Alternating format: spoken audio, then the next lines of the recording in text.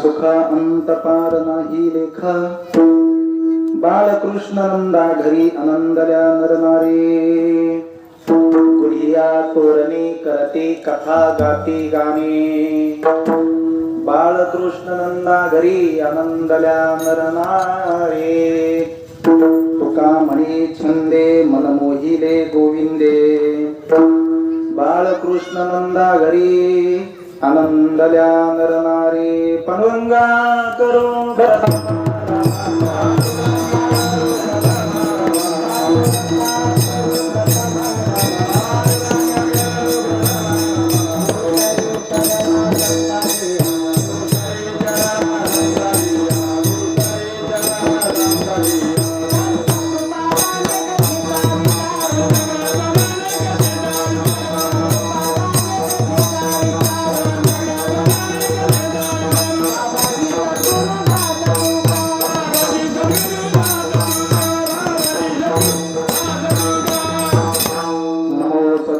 तुकया ज्ञानदीपा नमो सद्गुरु सचितानंद रूपा नमो सद्गुरु भक्त कल्याण मूर्ती नमो सद्गुरु भास्करा पूर्ण कीर्ती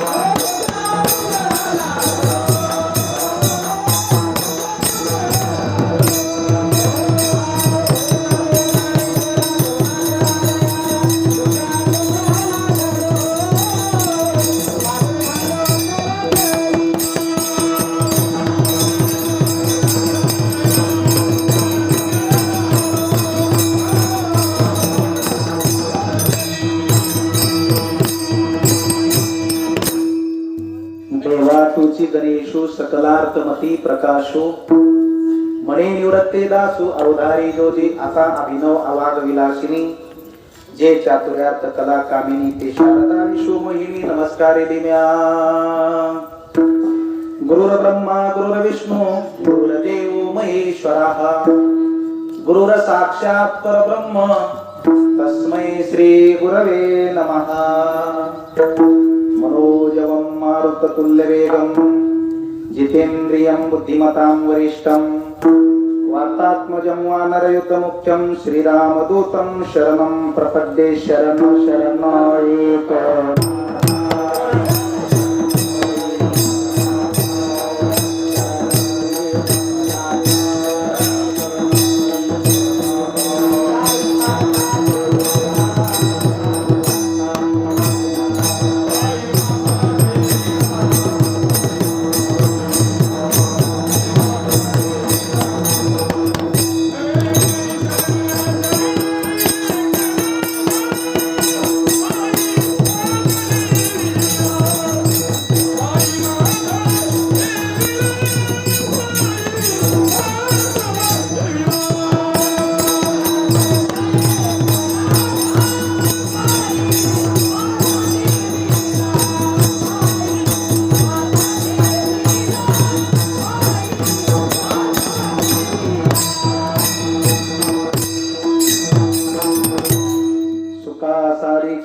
पूर्ण वैराग्य ज्यांचे वशिष्ठा परिज्ञान योगेश्वर कवी वाल्मिका सारे कामान्य ऐसा नमस्कार माझा सद्गुरु राम रासा जय जय रघुवीर समर्थ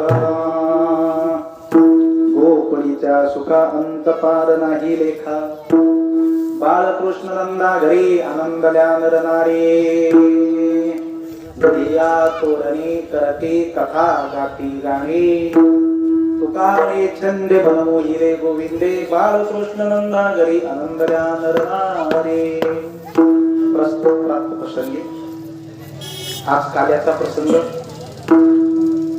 काल्याच्या प्रसंगाच्या निमित्ताने त्या ठिकाणी निवडलेला अंग कर्तुम अकर्तुम अन्यथा कर्तुम ज्यांची शक्ती आहे असे वैराग्य महामेरू विश्वसंत संत हृदय सम्राट सर्वसंत कंचभूषण वैराग्य राग रसिक संपूर्ण जगाला खाणारा काळ पण अशा काळाच्या डोक्यावर पाय ठेवून सदैव वैकुंठ गमन करणारे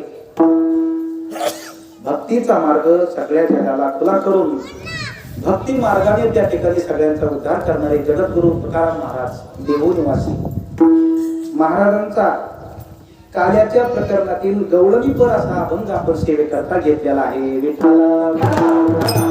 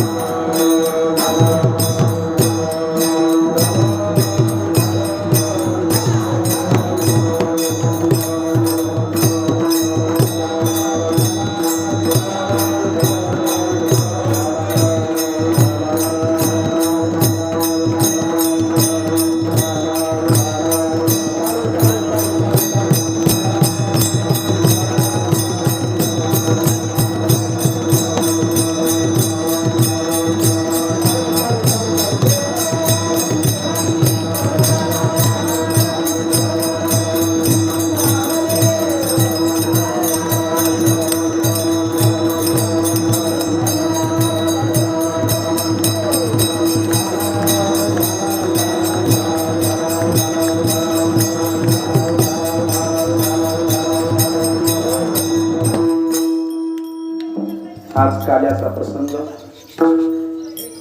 काल्याच्या प्रसंगाच्या निमित्ताने तुकाराम महाराजांची गवळणीपर हा अभंग आहे त्या ठिकाणी आपण सेवेकरता घेतलेला आहे आज दोन प्रसंग आहेत एक तर काला आहे आणि दुसरी गोष्ट गुरुपौर्णिमा आहे पंढरपुरामध्ये महाद्वारामध्ये जो काला होतो तो काला आणि पौर्णिमा काही वारकरी उद्याचा काला करतात तर काही वारकरी आजचा काला करतात तर पंढरपूरमध्ये काही वारकरी द्वादशीलाच काला करतात गावाकडे येतात हे काल्याचे झाले 3 प्रकार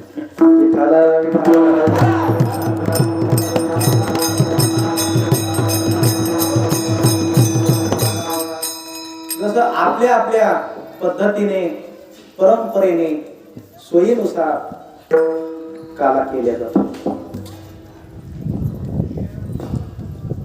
आज पंढरपूर दुमदुमून गेलं असत पण जागतिक संकट संपूर्ण जगावरती महामारीचा आलेला आहे आणि म्हणून पांडुरंगाने दरवाजा बंद करून घेतला आहे तसं पाहिलं तर काही भाविक वारकरी पंढरपूरला जाऊन आले पण त्यांनाही दर्शन नामदेव पायरीचं तुकोबारायांचं मुखदर्शन झालं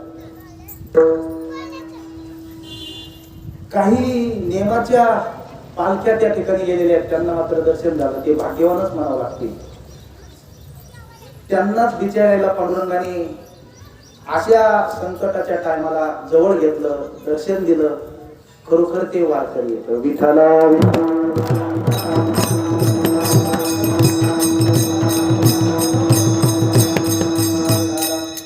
काहीतरी अपार पुण्य, अपार भाग्य त्यांचं. आणि म्हणून सगळीकडे हे संकट आहे. या संकटामध्ये त्यातले त्यात धार्मिक कार्य, मंदिर हे जास्त बंद आहे. दिंड्या त्या बंद आहे आता. कालाय तस्मै नमः. संकटही मोठं आहे, पण त्याच्यामध्ये मनुष्य प्रवृत्ती पण कारणीभूत आहे. आणि म्हणून तिथं फक्त नियम केला जातो सध्या पंढरपूरला. नाहीतर प्रत्येक वर्षी काय पंढरपूर दमदमून जायचं, त्याचं वर्णन केलेलं आहे जगद्गुरु तुकोबाराय. हा संत भार, टाळांचा, मृदंगाचा नाद सगळ्या पंढरपुरामध्ये दुमदुमून गेलेला असायचा कार्यापर्यंत. संत भार पंढरीचा कीर्तनाचा गजर होतो, तेथे असे देव उभा, ऐसे समचरणाची शोभा. दसमीला सगळ्या पालख्या पांडुरंगाकडे भेटायला यायच्या. माऊली आई आहे जगाची. माऊलीला भेटण्याकरता सर्व संत वाखरीच्या तळावर यायचे. तुकोबारायांना भेटायला सगळे संत वाखरीच्या तळावर यायचे. सोपान काका, निवृत्तीनाथ महाराज, मुक्ताबाई, जेवढे जेवढे काही संत आहे, संतांच्या पालख्या महाराष्ट्रामधून जाणाऱ्या आता त्या माऊलीकडे पहिल्या जायच्या. माऊली आई असल्यामुळे सगळ्यांना पुढे घ्यायची. माऊलींची पालखी सगळ्यांच्या पाठीमागं, म्हणजे माऊली आई आहे, सगळ्यांना पुढे घालायचं. आणि नंतर दसमीला पांडुरंगाकडे जायचं. तिथून हा सोहळ्याला सुरुवात व्हायची आणि काला व्हायचा. तो आजचा दिवस, कोणी उद्याचा दिवस काढायचा. पण आपण मनाने जरी त्या ठिकाणी असणार, आपण शरीराने जरी पंढरपूरमध्ये गेलो नाही, पण बरेचसे वारकरी तुमच्यासारखे भाविक मनाने मात्र त्या ठिकाणी पंढरीचं चिंतन करत होते. माऊलींचं प्रस्थान झालं त्या दिवसापासून वारकरी म्हणायचे, माऊलींचं प्रस्थान झालं बरं का आता. माऊली आळंदीतून निघलेले येत बघा, प्रस्थान झालेलं आहे. माऊली आजोळ घरी गेले. दुसऱ्या दिवशी म्हणायचे माऊली पुण्यामध्ये गेलेले येत, सासवडला गेले, जेजुरीला गेले, वाड्याला, लोणंदला गेले. माऊली त्या ठिकाणी असणाऱ्या फलटणला गेलेले येत, तरडगावला गेले, नातेपुते, माळशिरस, भंडी, शेगाव, वाखरी माऊली आले. आता माऊली पंढरपूर मध्ये पोहोचतील. काय एकादशीचा थाट असेल, काय प्रदक्षिणा करत असतील वारकरी, दिंड्या, काय सोहळा त्या ठिकाणी चालत असेल. महाराज, जे नियमाचे वारकरी, दरवर्षी जाणारे जे वारकरी आहेत ना, त्यांना सगळा ध्यास तिकडचा असतो. संपदा सोहळा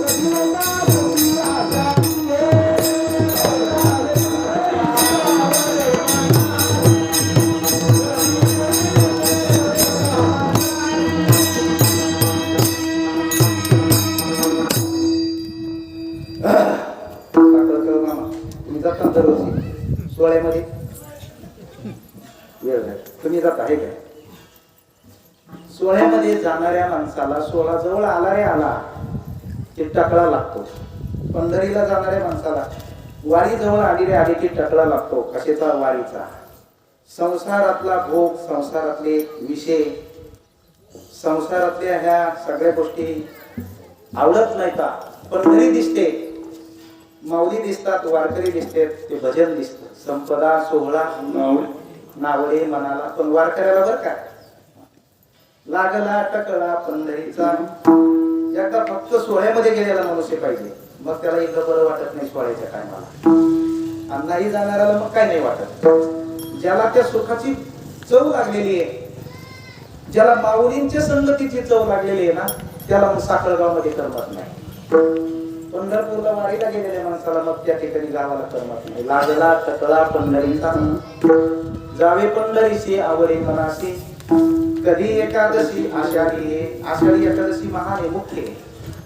पांडुरंग परमात्मा म्हणतो, जरी तुम्हाला एरवी येता आलं नाही संसाराच्या व्यापामुळे, सगळ्याच्या पाठीमागं संसार आहे, सगळ्याच्या पाठीमागं व्याप आहे, खूप काम येतं. किती काम येतं? मरुस्तर काम आहे. काम कधी संपत नाही, त्याला म्हणतात संसार. संसरती इति संसारा. नाही एरवी येता आलं पण आषाढी कार्तिकी विसरू नका मज. सांगत असे बुध पंढरीनाथ, आषाढी कार्तिकीला मला विसरू नका. देव सांगतो आणि तुमची आमची वाट पाहतो महाराज. वाट पाळी वाट भेटीची आवडी, कृपाळू तातरी उठाविळ. म्हणून पंढरीचा सोहळा आघाडी. खऱ्या वारकऱ्याला त्या ठिकाणी जशी लेख असणारे त्या ठिकाणी सासरवरून माहेरवरून त्या ठिकाणी असणारा, सासरवरून माहेरला जात असताना कन्या सासुरेसी जाई, मागे परतोनी पाहे, तैसे झाले माझे जीवा, तेव्हा भेटशी केशवा. या ठिकाणी असणारी जशी लेख माहेरवरून सासरला चालली रे चालली की तिच्यामध्ये तळमळ निर्माण होत असते. तिला आईचं सारखं ध्यान येतं, वडिलाचं ध्यान येतं, भावाचं ध्यान येतं. नवीन मुलगी आणि तिला असं वाटतं आता सासरला गेल्यानंतर मला किती सासर वापरेल, काय सासर वापरेल. तसे आजच्या दिवशी काला झाल्यानंतर जे साधू संत घराकडे येतात ना, जगद्गुरु तुकोबारायांनी ती अवस्थेचं वर्णन केलेलं आहे. कन्या सासुरेसी मागे परतोनी पाहे, तैसे झाले माझे जीवा, केव्हा भेटशी केशवा. चुकलिया बाळ, चुकलिया माता. बाळ हुर हुर आहे. एखादी आई त्या बाळाला चुकल्यानंतर ते जसं हुरहुर बघतं, त्या पद्धतीने अवस्था झालेली असते. म्हणून हा पंढरपूरचा सोहळा मात्र महाराज, पंढरपूरचं जेवढं वर्णन करावं तेवढं कमीच आहे. मी का पंढरपूरचं वर्णन करतो? कारण आपण पंढरपूरला गेलो नाही, पण आजचा कार्याचा प्रसंग पंढरपुरातला आहे. विठाला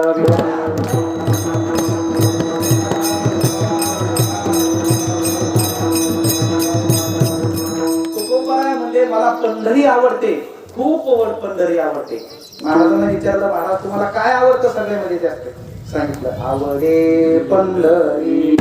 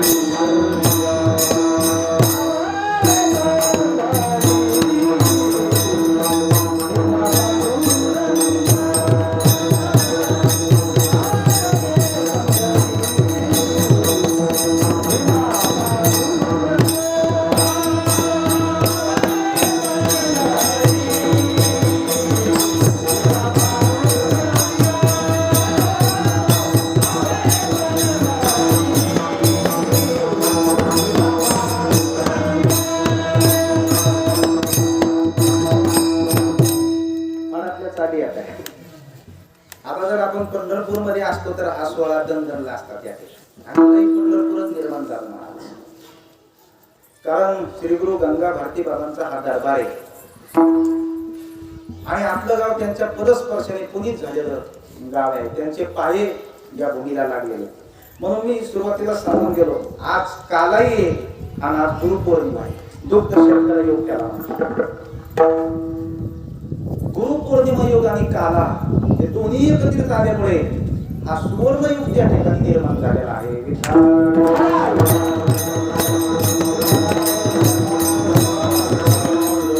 पंढरीचं वर्णन करायला लागलेले तुकोबराय म्हणतात मला काय आवडतं मनापासून आवडे पंढरी दिवा पांडुरंग चंद्रभागा लिंग कुंडली. महाराजांना विचारलं महाराज तुमच्या आवडीचा विषय काय आहे? तुम्हाला धन आवडत दौलत आवडते का काही त्या ठिकाणी असणारं सोनं नाणं आवडतं? महाराज म्हणतात मला दुसरं काहीच आवडत नाही पंढरी आवडते. पुन्हा काय आवडतं? त्या पंढरीमध्ये असणारी चंद्रभागा आवडते पुंडलिकराय आवडतात. महाराजांना विचारलं पंढरीच का आवडते इतर क्षेत्र का नाही आवडत? महाराजांनी सांगितलं पंढरी असं क्षेत्र आहे की पंढरीत गेल्यानंतर सगळ्या पापाची धुनी होते म्हणून पंढरी आवडते. पंढरी पंढरी अवघ्या पापाची बोरी किंवा झाली पापाची बोरी पंढरी म्हणलं तरी पाप निघून जात. किंवा पंढरी का बरं आवडते? पंढरीच्या लोका पाया पडे जन जसं आपल्याला इकडे संसाराचा अभिमान असतो ना संसार करीत असतो ना सगळ्या गोष्टीचा अभिमान असतो. आपल्याला कुलाबद्राचा अभिमान असतो इस्टेटीचा अभिमान असतो. आपल्याला कोणी काही म्हणलं तर लगेच अभिमान निर्माण होतो. पण म्हणजे पंढरीच्या लोकांना अभिमान नाही. एक दिवस मी असं सांगलो बर का एक जण म्हटलं मला महाराज पंढरीचे लोक तर लय चरबटे तुम्ही ते हे रिक्षावाले पाहिले का म्हणजे ते टांग्यावाले कसे बोलतील म्हणे हे चल की रे वा चल ना पुढं येत नाही तुला डोळे फुटले का ते? तुम्ही म्हणता की त्याला अभिमान नाही ते तर एवढे चरबट बोलतात एवढं हे करतात.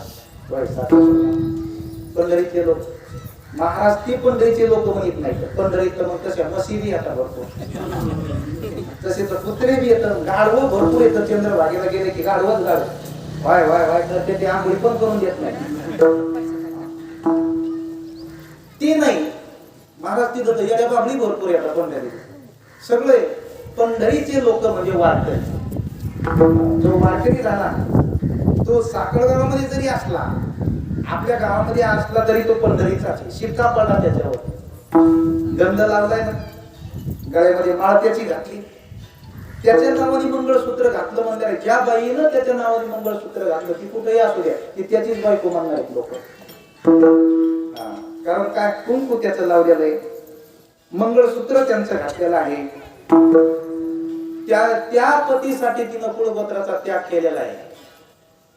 तसं तुम्ही आम्ही गळ्यामध्ये मंगळसूत्र घातलेलं आहे काही का सगळ्याच्या सगळे.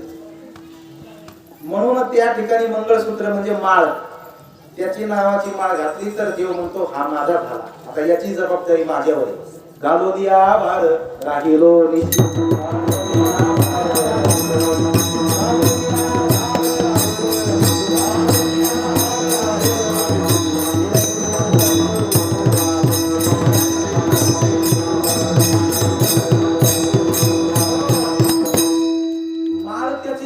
या देहावरती. तर तुम्हाला सांगतो कदाचित माहिती नसेल आपल्याला आपण माळ घातली पण त्याचा नियम माहिती नाही किंवा त्याचं महत्व माहिती नाही. माळ घातली म्हणजे या देहावर तुळशी पात्र ठेवलं. आता हा देह माझा नाही आता हा देह माझ्या पांडुरंगाचा आहे. आता त्याला जसं करायचं तसं कर माझ्या बाबतीमध्ये. जशी असणारी ती बाई आहे ती सांगते मंगळसूत्र घातलं म्हणजे मी आता त्यांची संपूर्ण आता सर्वस्व मी त्यांची झालेली. माझ्या अंगावरती तिच्या अंगावरती साडी फाटली तर लाज कुणाला आहे? कसं आहे लाज तिला नाही लाज त्याला आहे. लोक म्हणणार आहेत बघा फलाना फलाना किती भारी कपडे घालतो इस्त्रीचे आणि बायकोच्या अंगावरती फाटलेली नाठी आहे. तसं असणार त्या ठिकाणी. म्हणून पंढरीचे लोक म्हणजे वारकरी. वारकऱ्याला अभिमान नाही बर का. वारकरी दिसल्यानंतर जे हरिकम घालतात हे नम्रतेचं प्रतीक आहे. वारकरी पंढरीत गेल्यानंतर एकामेकाच्या पाय पडतात. इथं नाही का आपल्या गंगा भारती बाबांच्या मंदिरामध्ये आल्यानंतर सगळेजण एकामेकाच्या पाय पडतात. आम जर तिकडं बाजारामध्ये गेल्यानंतर गोत्री भरती ना तिथं भाजी घेताना पाय पडतात का एकामेकाच्या? नाही. इथंच का पडतात कारण इथं आधार बारे महाराज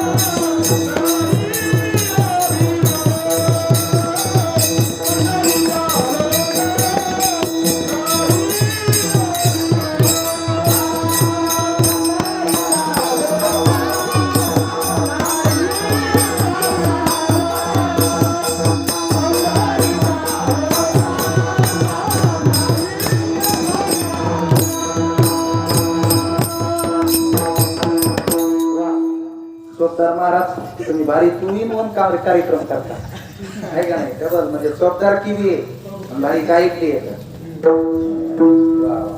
आमचे राम महाराज दोन राम महाराज आहेत महाराज आमचे नाना आणि संस्थेतले आपले राम महाराज गोरे विलोळीकर सुंदर मृदंगाचार्य इकडून परमेश्वर महाराज येतं अरे नाही खूप आनंद वाटला आपले सातळगावकर सगळे भजनी मंडळ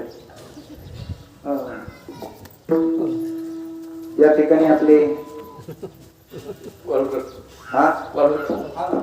वालोरकर मामा आले म्हणजे आपल्याला पौर्णिमेचं कीर्तन करायचं त्यांनी निरोप दिला त्यांच्या बरोबर कार्यकर्ते आले होते सगळे आपले सगळे कार्यकर्ते परमेश्वर कोण कोण कार्यकर्ते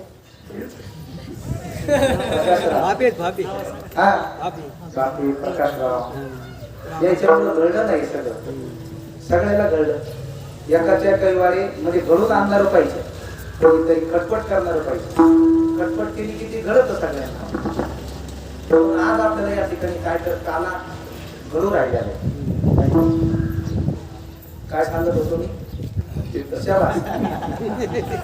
पंढरीचं वर्णन करत होतो पंढरीच्या लोका नाही आम्ही पंढरी का बरं आवडते कारण अवघेची तीर्थ घडती एक वेळा चंद्रभागा पंढरीमध्ये जी चंद्रभागा आहे ना या चंद्रभागेला मी डोळ्याने पाहिलं तरी सगळ्या तीर्थाचं स्नान केल्याचं पुण्य त्या ठिकाणी प्राप्त होतं म्हणून मला चंद्रभागा आवडते जगद्गुरु तुकोबाराय म्हणतात कारण चंद्रभागेचं नाव घेतलं तरी एवढं पुण्य लाभत तर आंघोळ केल्यानंतर किती पुण्य लाभत दुसरं त्या ठिकाणी काय आवडतं तर पुंडलिकाची भेटी आवडते का तर पुंडलिकांचं वर्णन करत असताना सांगितलेलं आहे एक पुंडलिक राय आपल्याला भेटले की सगळ्या संतांची भेटी झालेलं पुण्य आपल्याला लाभत असतं या संता एक वेळा भेटी पुंडलिका दृष्टी देखलिया म्हणून पंढरपूरचा नेम आहे विधी आहे आपण पंढरपूरला बरेच लोक गेल्यानंतर डायरेक्टच बारीला लागतात गेले की थैली ठेवून जातात एखाद्या माठामध्ये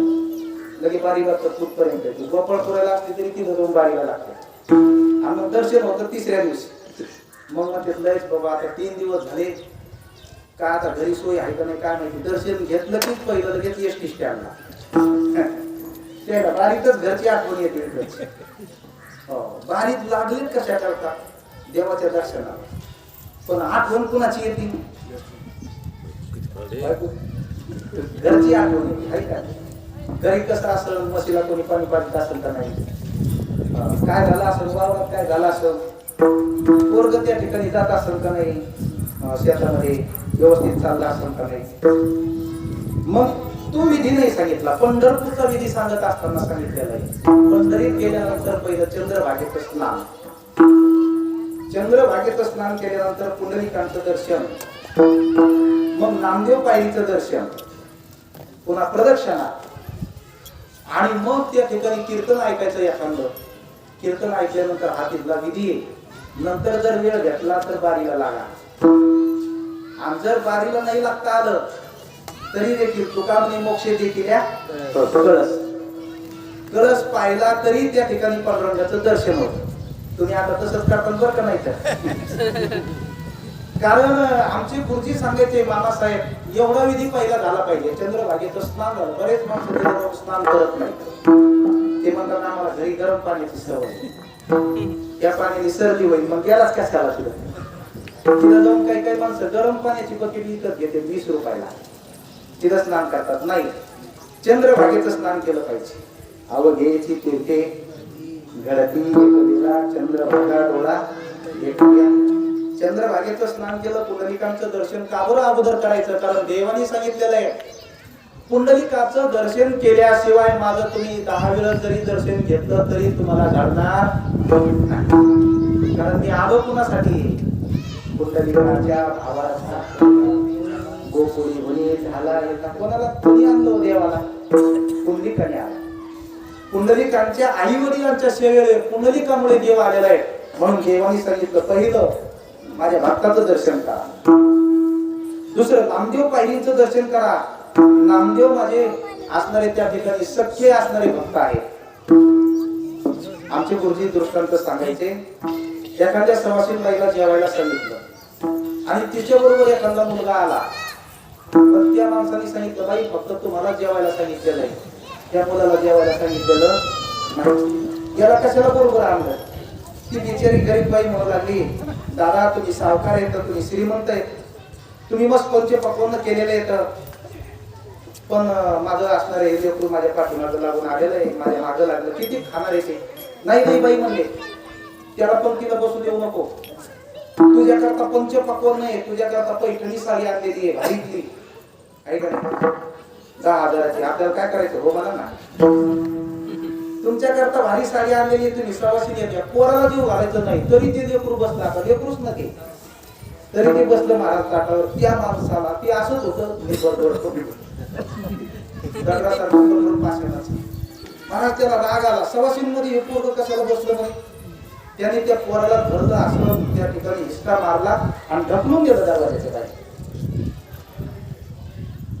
सखी आई जेवण ती बाई जेच उठली, तिनं ताट भिरकवून दिलं, तिने सांगितलं हे बघ म्हणजे तुझ्या त्या साडीला आग लावून ती म्हणजे वाकेल टाकून माझ्या पोराला त्या ठिकाणी असणारा ढकलून घेतो, मला म्हणतो पंच पक्वान्न येतं जेवण करण्याकरता, जा म्हणजे जेवणार महाराज. लेकराला तसं हे केल्यानंतर सखी आई जशी त्या ठिकाणी जेवत बसणार नाही, तसं पांडुरंग परमात्म्याचे नामदेव महाराजांनी कुंडलिक राय हे भक्त येत विठाल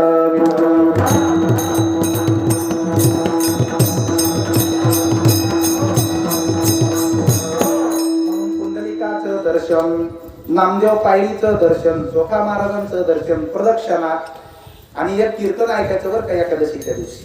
कुणाचं एक कीर्तन असो तसं काही नाही, फक्त तिथं एक कीर्तन ऐका.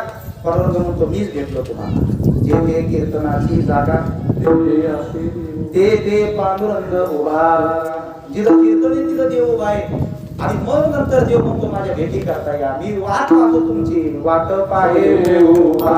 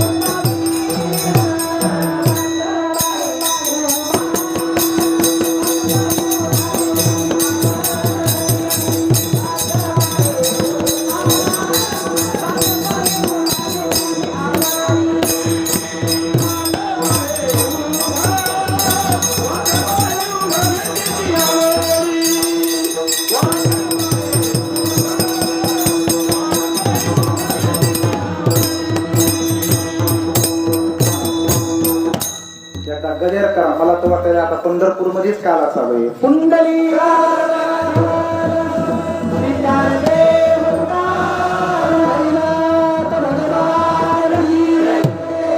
श्री गुरु गंगा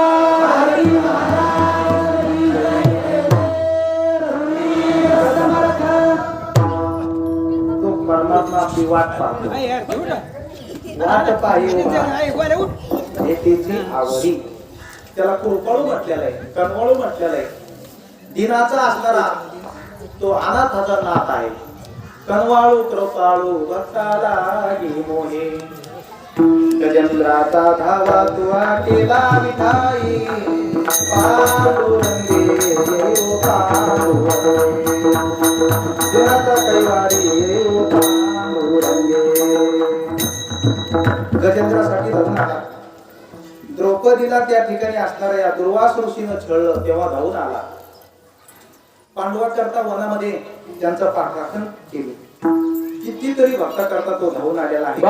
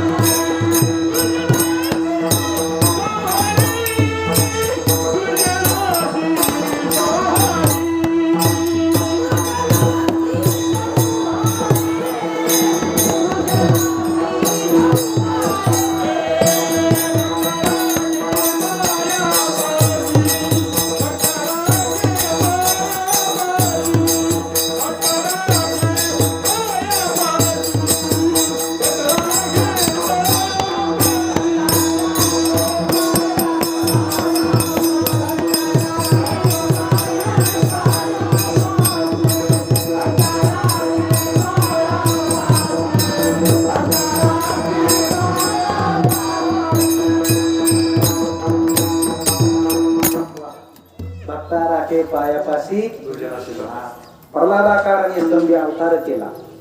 विरारोनी दैत्य प्रेमे पाना पाजिला. प्रल्हादाला स्वतःच्या बापाने छळलं. कोण होता प्रल्हादाचा बाप? हिरण्यकश्यप. त्याला देवाचं नाव आवडत नव्हतं आणि स्वतःचाच मुलगा असा निघाला. कधी कधी उकडल्यावरही पिंपळ उगवतो. कधी कधी चांगल्या ठिकाणी बी काय वाईट निर्माण होत असतं, तर कधी वाईटातून चांगलं होतं, तर कधी चांगल्यातून वाईट होत असतं. प्रल्हाद असा प्रति निर्माण झाला. महाराज सारखं देवाचं चिंतन करायचा, अत्यंत त्रास दिला आणि शेवटी देवाला यावं लागलं. हिरण्यकश्यपाचा नाश केला. प्रल्हादाकाराने स्तंभी अवतार केला. विरारोनी दैत्य प्रेमी पाना पाजिला. असा असणारा परमंग परमात्मा आपल्या पंढरपुरामध्ये वाट पाहतो. वाट पाहे तिची आवडी. तो सांगतो तुम्हाला एरवी नाही ना येता आलं. आषाढीचा हाट आणि कार्तिकीचा हाट मला विसरू नका. आषाढीचा हाट म्हणजे आषाढी वारी. कार्तिकी वारी आपण कार्तिकी वारी आपल्या ध्यानात नाही. निदान आषाढी वारीला पाहिजे आपण जातो. आणि मग दशमीला त्या ठिकाणी गेलं की तिथं असणारं भजन पूजन होतं. एकादशीच्या दिवशी आविधी होतो. द्वादशीला सगळे लोक द्वादशी स्वरतात आणि बरेच माणसं त्या ठिकाणी पळशी गुंडाळून गावाकडे येतात. पण द्वादशीला मी थांबायचं बरं का. नंतर त्रयोदशी आणि त्रयोदशी झाल्यानंतर मग काला. किंवा काला होतो महाद्वारामध्ये. काला होतो चंद्रभागेच्या वाळवंटामध्ये. आहे का नाही. काला कुठं होत असतो तो वाळवंटामध्येच होत असतो. कारण काल्याचं जे ठिकाण आहे ते वाळवंट आहे. हो आहे का नाही. नीट उत्तम. वाळवंटामध्ये का काला होतो? कंठी धरिला कृष्णमणी अवघाचे प्रकाश.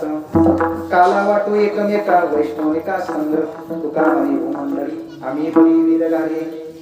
वाळवंट हे त्या ठिकाणी असणारं स्वच्छ असतं आणि वाळवंटामध्ये काही जरी पेरलं तर पुन्हा उगवत नसतं.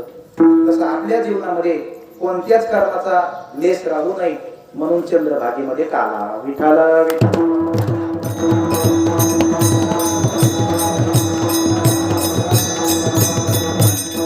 असा त्या ठिकाणी काला करून सगळे वारकरी नंतर देवाचा निरोप घेतात आणि निरोप घेऊन देवाच्या गावाकडे येतात. निघतात तेव्हा देवाच्या डोळ्यामध्ये पाणी येतं. पांडुरंगाच्या डोळ्यामध्ये पाणी येतं, देव ओळखतो, चाललात का तुम्ही आता मला सोडून? परत तुम्ही कधी येणार माझ्याकडे? खरे वारकरी निरोप घेत असताना जड पावलांनी निरोप घेतात, जड पावलांनी त्या ठिकाणी ते दिंडीमध्ये पाठीमागे जात असतात आणि देवाला देखील वाईट वाटत असतं काला झाल्यानंतर. पण त्या ठिकाणी काल्याचे असं असणारा तो प्रघात आहे. काला झाला की काय झालं की काला म्हणजे प्रसाद, काला म्हणजेच असणारा उद्धार, काला म्हणजेच प्रसाद. काला होणं म्हणजे आपल्या जीवनामध्ये जीव शिवाचा काला होणं. 3 प्रकारचा काला आहे: जीव शिवाचा काला, दहीलाईचा काला आणि हरिनामाचा खिचडी काला. सगळ्यात श्रेष्ठ काला कोणता आहे? दहीलाईचा तर आहेच, ते खायचा आहे, पण हरिनामाचा खिचडी काला आणि जीव शिवाचा काला. म्हणून हरिनाम केलं पाहिजे. काला कुणामध्ये होतो? काला करण्याकरता संत असावं लागतात, काला करण्याकरता वाळवंत असावं लागतं आणि काला करण्याकरता पांडुरंग असावं लागतो. काला वैकुंठात नाही, काला दुसरीकडे कुठेच होऊ शकत नाही. काला होतो फक्त तो पंढरपूर मध्ये होतो.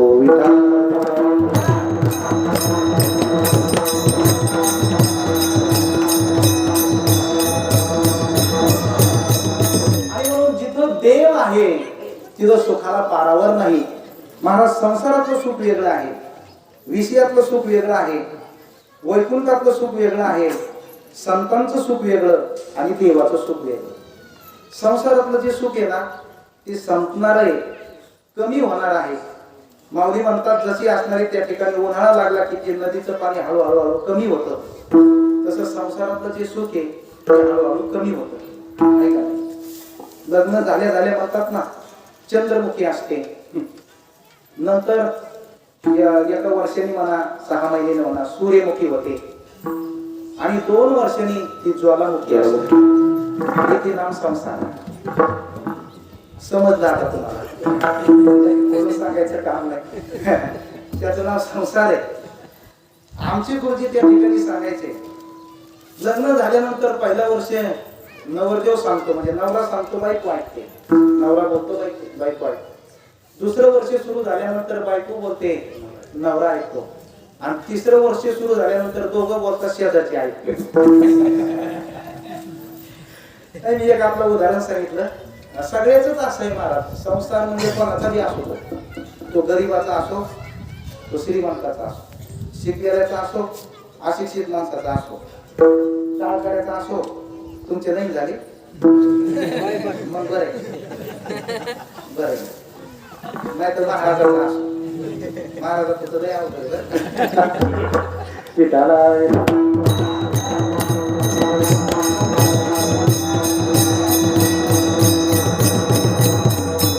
होय ना. हे कीर्तन करते बाहेर फिरते, मग घरी काय असतंय? घरी असते, मग घरी गेल्यावर मग आहे का नाही? संसार आहे महाराज, संसाराने कोणाला सोडलं नाही. एवढी मोठी जगद्गुरु तुकोबाराया ज्यांचं आदराने नाव घेतो, ज्यांची अभंगावर आपण कीर्तन करतो, त्यांना संसाराने सोडलं नाही. जिजाबाईनं त्याला का कधी चांगलं म्हणलंय का? वेडा तुका म्हणजे आमचा नवरा वेडा झाला, काळ्या विठाने वेडा केला. जिजाबाईनं शिव्या दिल्या. महाराज एवढे मोठे एकनाथ महाराज, पण त्यांच्या मुलांनी त्याला त्रासच दिला. सर्व श्रीमंत होते ते, तरी देखील मुलगा विरोधात वागत होता. तुकाराम महाराजांची पत्नी बोटं मोडत होती. असे कितीतरी उदाहरणं आपल्याला सांगता येतील. संसारातलं सुख कोणालाच त्या ठिकाणी असणारं पत्नी पडलेलं नाही.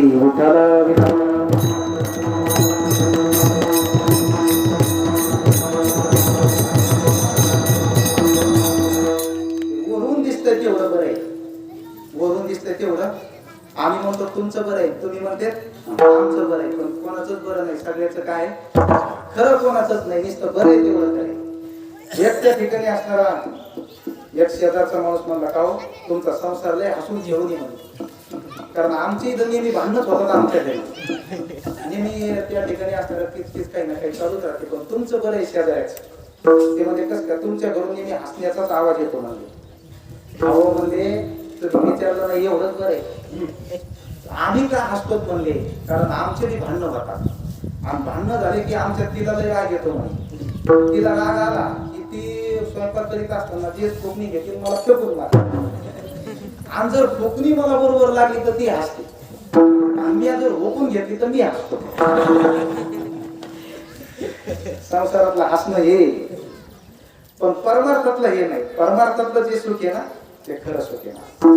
संसारातल्या सुखाला ओहटी ते कमी कमी होत जातं.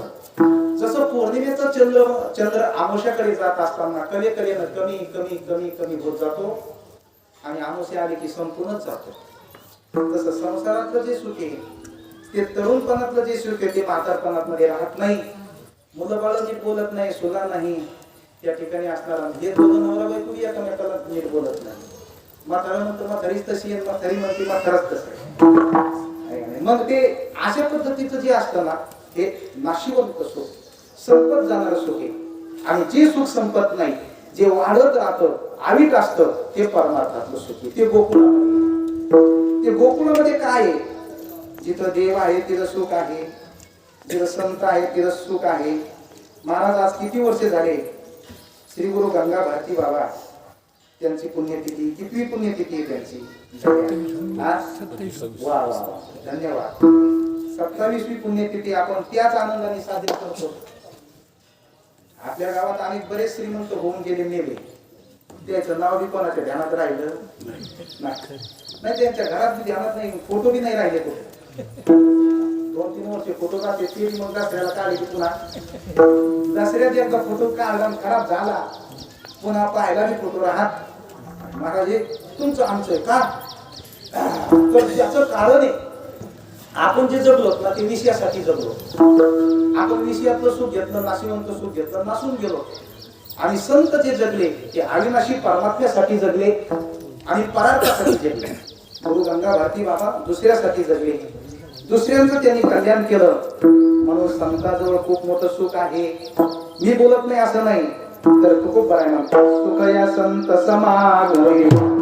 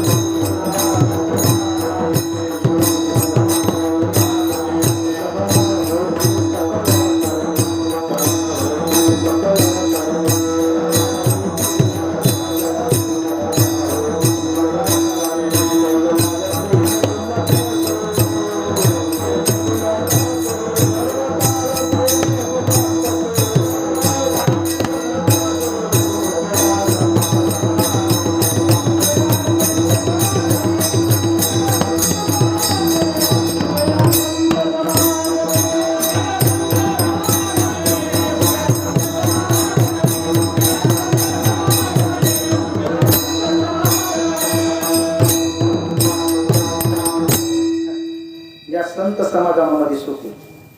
आता इथं काही आहे का? काही आता मोठा कारखाना आहे का, कंपनी का, काही पैसे कीर्तनाला आलेले काही पैसे त्याला आले, काही वागायचे काही नाही, काही वाटत नाही, तरी आनंदाने सगळे बसलेले. बरं किती आनंद आहे, किती सुख आहे. आपण तर काय करायला फक्त देवाचं नाव घ्यायला, काय करायला गंगा भारती बाबांच्या समोर आपण बसतो, नुसतं खाली बसतो, वरून ऊन चटकलेलं आहे, पाऊस बी येण्याची शक्यता आहे आणि बऱ्याच जणांना भुका बी लागलेली असते. काला नाही हे करून तरी बी सुख आहे महाराज. आणि बाजारात गेल्या किती दगदग होती, तिथं तर बाजार करायचा असतो तरी दगदग होती. म्हणजे सुख जे आहे ना ते संताजवळ आहे, संतांच्या सानिध्यामध्ये सुख आहे. सुख या संत समागमे. आणि दुसरं जे सुख आहे ते पांडुरंगाच्या सानिध्यामध्ये सुख आहे. कारण पांडुरंग परमात्मा हा सुखरूप आहे. सुखरूप आयसा जातो माझ्या पांडुरंगा सारिका तू गातो. आणि म्हणून जर सुख जर पाहिजे असेल ना तर देवाकडे या, आणि दुःख पाहिजे असेल तर मायाकडे जा. गोकुळामध्ये देव प्रगट झाले आणि म्हणून गोकुळातल्या सुखाला अंत पार नाही. अभंगाच्या पहिल्या कडव्यामध्ये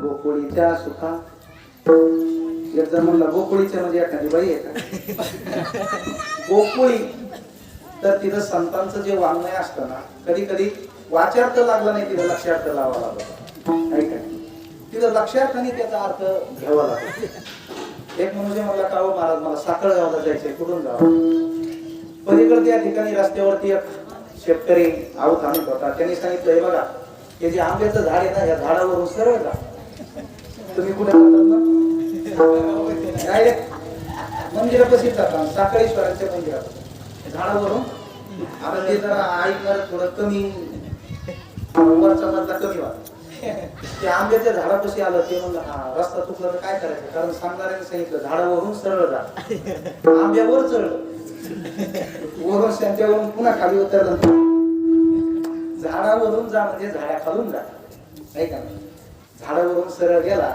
आंब्याच्या झाडावरून पण त्यांनी अर्थ वेगळा घेतला तसं जर त्या ठिकाणी वाच्यार्थ घेतला तर वेगळा लागतो आणि लक्षार्थ वेगळा लागत असतो गोकुळीच्या म्हणजे गोकुळाच्या म्हणजे षष्टीचा अर्थ त्या ठिकाणी केलेला आहे मराठी व्याकरणामध्ये चाचीचे हा षष्टी प्रकार आहे सलाती सलानाते हा द्वितीयचा प्रकार आहे